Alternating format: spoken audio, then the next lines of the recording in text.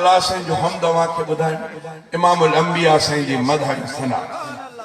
अल्लाह ताला कुरान मजीद में फरमायो आ त इन्ना आतैना कल कौसर, महबूब मा तो के कौसर अता कर। कौसर किन्ने मुफस्सिरन लिखो कौसर जी माना हाउज कौसर। इमामुल अंबिया महशर में पांजे उम्मतन के सुञाणे करे आब कौसर पियारीदा। इन रिवायतुन में गा त जेके हिकड़ो ढुक नसीब थियो वरी जिंदगी उन्हें के अगी अगी जिंदगी उन्हें के उन्या न लगे। अल्लाह को दुआ अल्लाह ताला सभी के मुस्तफा जे हथन का नसीब फरमाए। जन मुफस्सिरन लिखो त कौसर माना कुरान मजीद खैर कसीर वो कुरान आ। जै कौसर जी अता जह के खुदावंद कईया, कौसर जी अता जह के खुदावंद कईया, उन साहिबे लौलाक झेले दुनिया ठहिया। सो अबर करम मेहर जिया खत्म नबिया, सो अबर करम मेहर जिया खत्म नबिया। यह गाल सच्ची गाल सच्ची गाल सच्चिया, यह गाल सच्ची गाल सच्ची गाल सच्चिया। अल्लाह रखो सोहणे जो खुद नाम मोहम्मद, चुमजी था वञनि चपड़ा वठण नाम सां अज़ खुद। अल्लाह रखो सोहणे जो खुद नाम मोहम्मद, चुमजी था वञनि चपड़ा वठण नाम सां अज़ खुद। हा इश्क़े तात में तासीर वॾिया, हा इश्क़े तात में तासीर वॾिया। इहा ॻाल्हि सची ॻाल्हि सची ॻाल्हि सचिया। कौसर जी अता जंहिंखे खुदावंद कईया, उन साहिबे लौलाक झेले दुनिया ठहिया। सो अबर करम मेहर जिया खत्म नबिया। इहा ॻाल्हि सची ॻाल्हि सची ॻाल्हि सचिया।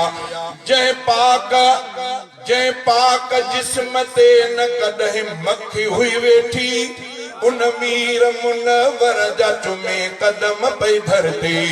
जंहिं पाक जिस्म ते न कॾहिं मखी हुई वेठी, उन मीर मुनवर जा चुमे कदम पई धरती। ऐं ॾाची बि डुबरी थी वेहण साण तिखिया, ऐं ॾाची बि डुबरी थी वेहण साण तिखिया। इहा ॻाल्हि सची ॻाल्हि सची ॻाल्हि सचिया। कौसर जी अता जंहिंखे खुदावंद कईया, उन साहिबे लौलाक झेले दुनिया ठहिया। ईमान रखी जेके मोहम्मद ॾे अचनि पिया, असहाब थी जन्नत जी बिशारत से वठनि पिया। ईमान रखी जेके मोहम्मद ॾे अचनि पिया, असहाब थी जन्नत जी बिशारत से वठनि पिया। रज़ी अल्लाह जे मिसदाक जी ताईन चिटिया, रज़ी अल्लाह जे मिसदाक जी ताईन चिटिया। इहा ॻाल्हि सची ॻाल्हि सची ॻाल्हि सचिया। कौसर जी अता जंहिंखे खुदावंद कईया, उन साहिबे लौलाक झेले दुनिया ठहिया। सो अबर करम मेहर जिया खत्म नबिया। इहा ॻाल्हि सची ॻाल्हि सची ॻाल्हि सचिया। जंहिं ॾींहं ताईं रूह ऐं दिलि आहे ज़ुबानी, सैफुल्ला कंद में दोस्त जी पयो मदह बयानी।